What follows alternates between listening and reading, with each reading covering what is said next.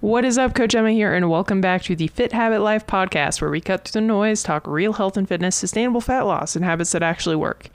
And on today's episode, I'll be kind of recounting the past couple weeks, just to keep you guys up to date on mold, training, and all of that that's been going back down, but primarily going to talk about sleep. And when I talk through my trip, you'll understand why. And how sleep is so important, not just for body composition change and performance, but for quality of life and just day-to-day living. So anyway, before I jump in, I just wanted to thank you guys for listening. If you've been enjoying the show, if you could rate the show, share the show, or subscribe to the podcast, that just helps me get in front of more people, which helps me help more people, which is the goal of this show. So anyway, let's jump in. Why am I talking about sleep today? Why is that top of mind for me? Well, about a week ago, I got back from about a 10-day trip where I went to California to go to an in-person event for the company I work part-time for, Mind Pump. So I got to meet some clients in person, and I extended that trip because my parents live in California, and my husband and I, because of all the mold stuff, we haven't been able to budget or really plan out a trip that would require us to pay for hotels and other things. So I'm like, well, I already have to go there, and my parents live there, so we can meet them and hang out with them. And my uncle flew in from Montreal, so we hung out with him too, and he was there. And then my parents have a beach house in Pismo Beach, which is one of our favorite spots. So we went there for about 5 days and had a nice time there, hung out with my parents and uncle, and just kind of relaxed a little bit, kind of ish. I'm not very good at relaxing, so did our best to relax. My husband relaxed. He had a very relaxing time. But yeah, so that's where I was, and I didn't calculate how many podcasts I should film, and I was planning on doing one that Sunday that we got back, and I totally forgot. So I missed a podcast episode. And it happens. Not very frequently. It's been happening more. Well, not really. I mean, I've only been podcasting for maybe a year and probably about 6 months now. That's a long time. I've been podcasting for a year and a half. So anyway, I've missed, I think, maybe 4 episodes total or something. And I was like, well, I could do one last minute Thursday, but Thursday ended up being a little bit crazy. So I was just like, it's fine. I just missed one of the Thursdays, and I'll just get right back to it. And here I am recording. So anyway, that's where I went. The in-person client event was super awesome. It was really cool to meet some of my clients in person and get to chat with them. And it's funny when you're online, I always like guesstimate people's heights just mentally, like, oh, you would be here on me. You would be here, you'd be shorter, or whatever. And one of my clients was way taller than I thought she was going to be. The other client was shorter than I thought she was going to be, but I had already met her before. So it was just always funny to do that and to hang out with my other coworkers, which is always a lot of fun too. And I'm definitely going to get some of them on the podcast. And they have pretty crazy stories and pretty cool life experiences that I think would be cool to kind of dig into and to pick their brains on different things. So that's definitely future plans. I haven't had as many people on the podcast because life's just been a little crazy, and it's kind of like, I love doing these, but it's kind of been more of a last minute thing. Like, oh shoot, I got to do my podcast. Like, it's Sunday, and one is every Monday and Thursday at 8 a.m. Mountain Time is when I release the episodes. So a little last minute this week, but that's okay. We're here and we're doing the thing. So anyway, so future plans, I'm planning on getting more coaches and other cool people on the show just to have a different perspective and to have more banter and more enjoyment, because it is fun to talk to myself. Not really. It's fine. I have a lot to say, so I don't mind saying it, but having other people on here is a lot more fun. So anyway, but yeah, so trip was cool. But I ate out like every day, and a lot of days, multiple times a day. And so moving forward now, like my husband and I are like, okay, we might come up with a better game plan. Because if you're staying with somebody too, you don't want to infringe upon them and what you want to do. So you might, do things that you wouldn't want to do, or you might have less control over the food choices and the things that we're doing and all of that stuff. So it makes it a little bit harder. And whenever I go to Mind Pump in person, they never have a schedule. So I don't know how to plan or prepare. So my type A-ness just has to chill for the couple days whenever I go out there. But yeah, so I ate out multiple times a day for most of the week. And man, that was rough. And part of why it was rough is when I travel, I already have digestive issues. And then I was having sleep issues because where I was sleeping, the temperature was all over the place. And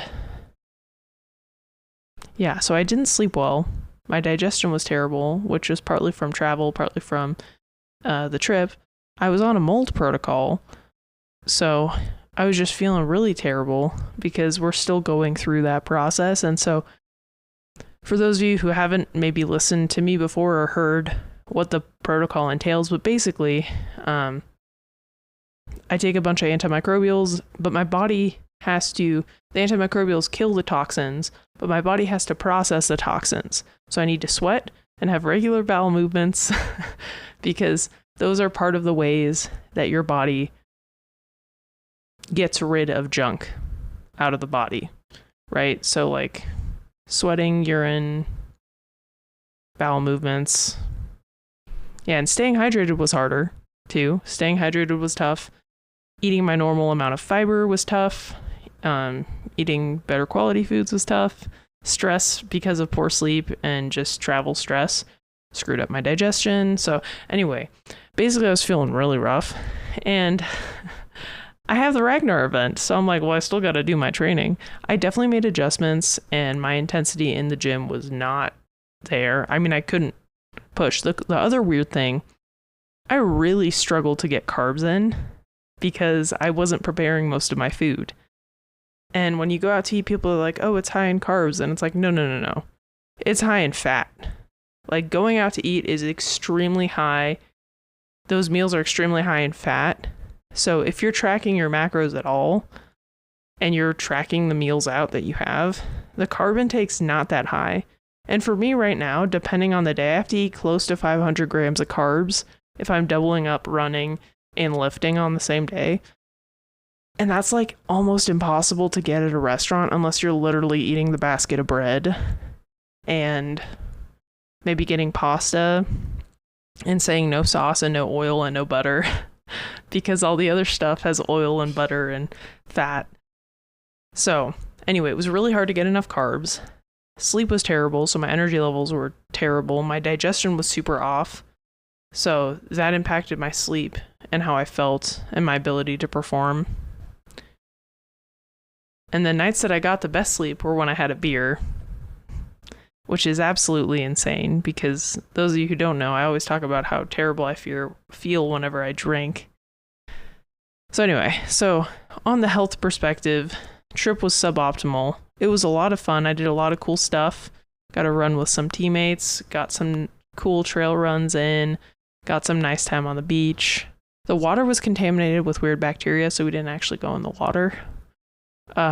But I ran on the beach, we walked on the beach, we got to hang out by the beach, and Pismo Beach has some really good restaurants.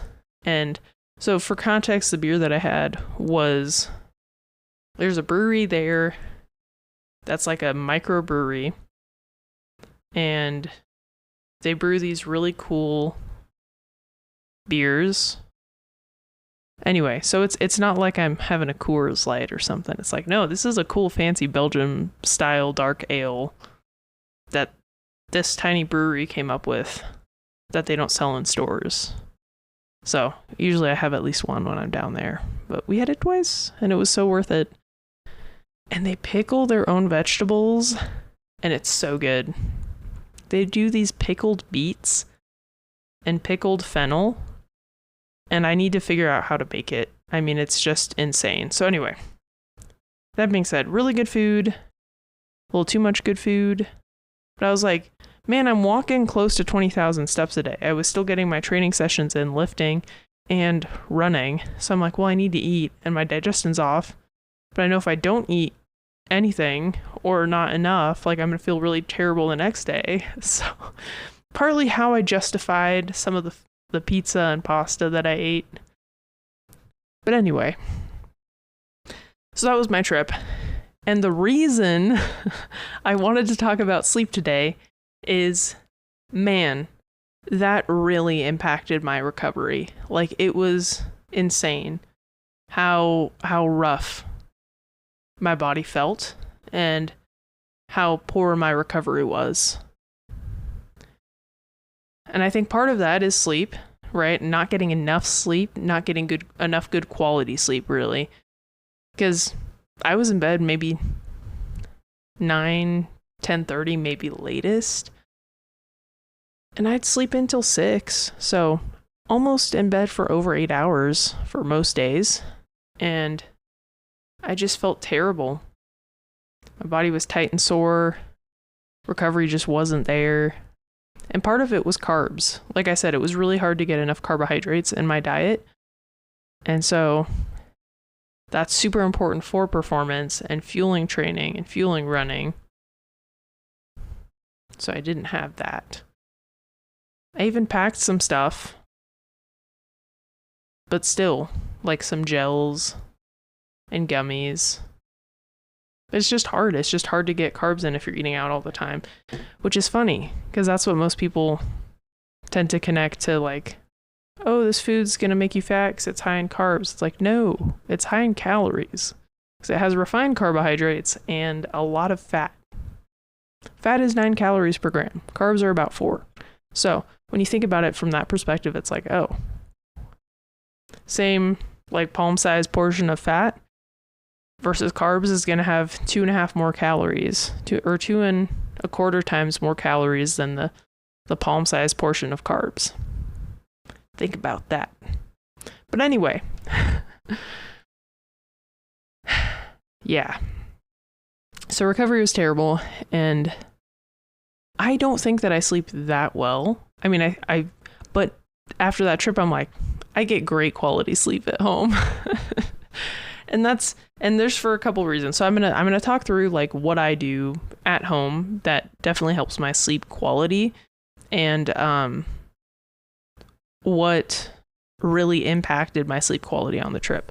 So, number one thing that I do that I think really helps me is I keep the same sleep schedule all week long for the most part. I go to bed between 9 and 10.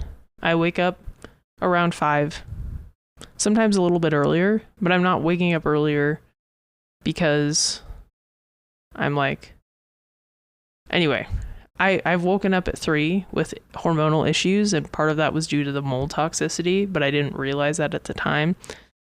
But no, like I might wake up at 4:30 or something, and it's because I went to bed at 9:30, and that part of my cycle, I only needed about 7 hours of sleep, and I feel good and well rested and ready to go. So usually 4:30, 5:30 wake up, and 9 to 10 bedtime-ish. So I get 7 to 8 hours of sleep most nights. And keeping that routine consistent has drastically improved my sleep quality. And I started doing this, having like a sleep routine, when I was in college, my senior year, or summer leading into senior year. I did a master's swim team. So master's is like the old people swimming. It's like post high school, usually post college, like most college kids don't do it. But when you're out of high school, there's no like swim club. It's like master's team. So there was a swim club near where I went to school, and actually where I grew up. And shout out to Santa Clara Swim Club. They would have practice at 5:30 or 6, depending on the season, to 7 or 7:30. So I started doing that to stay in shape, because in summer for water polo in college we didn't have practice. So I would keep my sleep routine pretty dialed in when I started doing that, because I'm like, well, I got to be up at 5. And I had a disordered relationship with exercise. So I'm like, if I don't get my swim in, I'm going to be fat. That's not true. But, and then I was also like performance side of things. I'm like, no, I want to get better. Most of it was body image stuff, but yeah. So I had to get my swimming in was my mindset. So I'm like, I got to wake up at the same time every day because I have to be there at that time every day.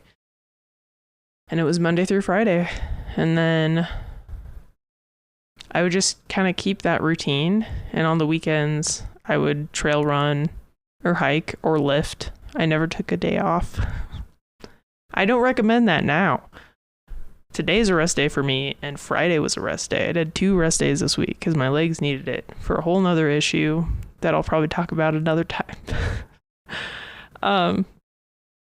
But that sleep schedule that I created when I was a senior in college, I was 21.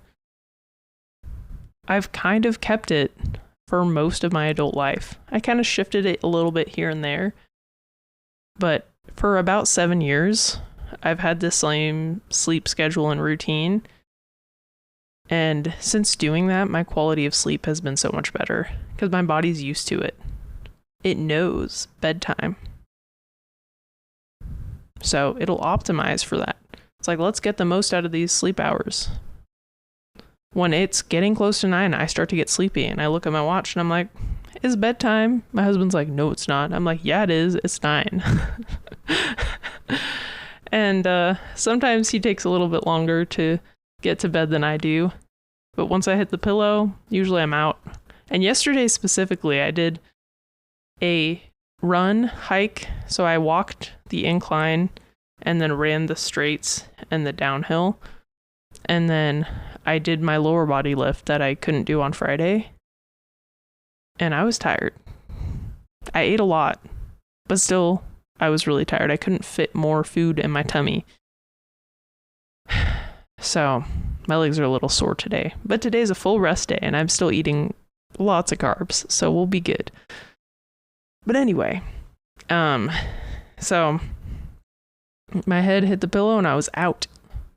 So I go to bed, and some days, again, I'm a little less tired. I might go to bed closer to 10, especially if my husband and I are hanging out or doing something or whatever. But that tends to be the sleep routine and really good quality sleep. So that's the number one thing I recommend most people have some sort of sleep routine. And that can include like a wind down routine before bed. And so what I do is I will wear blue light blockers about an hour before bed. And that just helps kind of calm, less stimulating. Because, okay, I like to play video games and watch TV with my husband. That's just what we like to do to hang out. And the video games I play tend to be less stimulating. I'm not like playing a fighting game or some like really crazy thing that's like super stimulating. I might play like a little RPG or like a little puzzle game or something. Anyway, so I wear the blue light blockers, and that is a little bit less stimulating than if I had the bright lights like right in my eyes. And so that helps too. And so that leads me to my sleep rule that will help a ton, that I talk through with most of my clients. And it's the 3-2-1 sleep rule. Basically, 3 hours before bed, stop eating. 2 hours before bed, stop drinking fluids. And 1 hour before bed, stop using electronics. And that's where the blue light blockers come into play. But most people wake up in the middle of the night to pee, and that's oftentimes because people don't drink enough water throughout the day, and they're chugging water at the end of the day. And then it's like, well, if you're in bed for like 8 hours, you're probably going to have to pee during that time, which is why you wake up, and that disrupts your sleep. And then because the blue light's very stimulating, if you think back caveman times, we didn't have anything stimulating. When the sun went down, it's like cool bedtime. Or sit by the fire or whatever. But, you know, we naturally had natural signals to shut off. Whereas now we don't have that. We can have lights on all the time. And then the food, and part of why and this is one of the things that happened when we were traveling. So if my stomach is full, it's really, really hard for me to go to sleep and feel good. And it's really uncomfortable if you've eaten a lot of food and your stomach is full and distended. It does not feel good to try to go to sleep. Like, really, it feels awful. I hate it. And so usually my husband and I eat between 5 and 6 p.m. because we go to bed between 9 and 10. So we get like that solid 3 to 4 hours. And I feel better the earlier I eat because my body has time to digest the food and to break it down. Also, going to bed on a full stomach can cause acid reflux or silent reflux, which can cause a whole bunch of weird sinus symptoms, clogged ears, and a bunch of other things. So, anyway, eating close to bed, not great for optimal sleep quality. And that's the other thing. My parents and I have a very different routine and eating behavior and patterns, and they eat between like 7 and 8 p.m. And I'm over here eating between 5 and 6. So, some nights we ate on their time. Partly why I slept really terribly. And so something that I'm working through is setting boundaries, not in a way to make somebody feel bad, but I need to better show up for myself in certain situations that are uncomfortable because it just doesn't feel good for me and I'm going to be a pain in the ass to be around. So that's something I've been working through, and this trip really solidified that. I don't like to eat late. I don't feel good. It causes me to sleep poorly, which affects me the entire next day. So the last night we actually did our own thing because they didn't even have plans for dinner. And I'm like, I'm hungry, Joe. Joe's like, me too. I'm like, cool, let's get a beer and have Italian food. And we did that and it was great. But yeah, so don't eat close to bed. If you do that, try not doing that and your sleep's going to really improve. And then just another thing that I've learned through and like paid more attention to recently is temperature. So in my parents' house, the room that we stay in when we stay there, for some reason, I have no idea why. It's so weird. The guest room, only the guest room, the AC does not run very well in that only that room.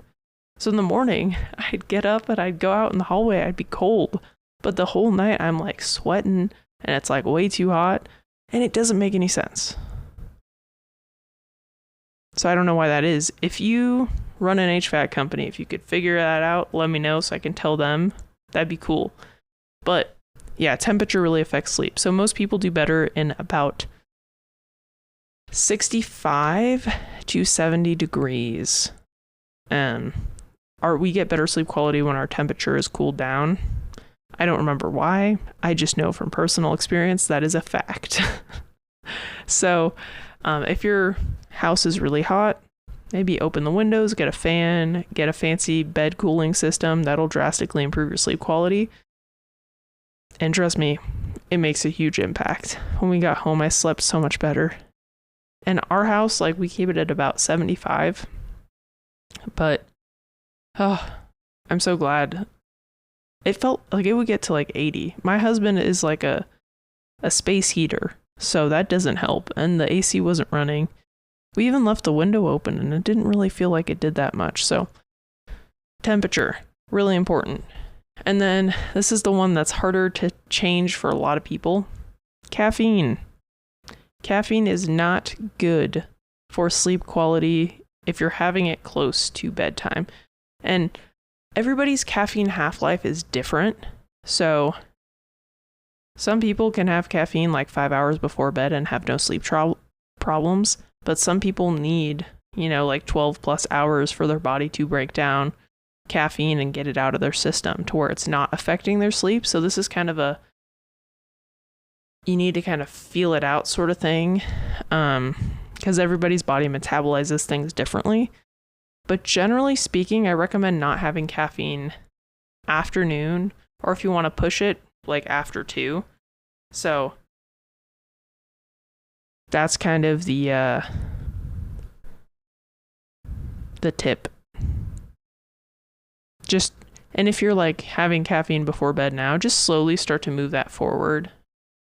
Maybe swap to decaf. Slowly push your caffeine time to before noon.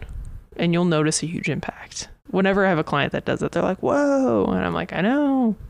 So to summarize, caffeine, 3-2-1 sleep rule, temperature. And I guess those were kind of the main talking points.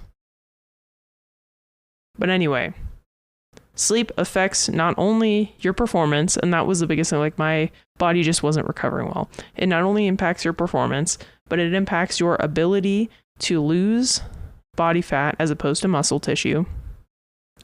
And it affects your hunger and fullness signals. So your body has hormones, leptin and ghrelin. Ghrelin tells you you're hungry, leptin tells you you're full. Those hormones become dysregulated when your sleep is dysregulated. So it makes it really hard to be able to listen to your body if you're not getting good sleep quality. So that's kind of the gist. So prioritize sleep. If you struggle to prioritize sleep, please reach out. Let me know. You can just shoot me a message on Instagram. We can either do a consultation where I can just give you some feedback. No pressure. If you want to work with me, great. If you don't want to, that's totally fine too. But people who do work with me get better results.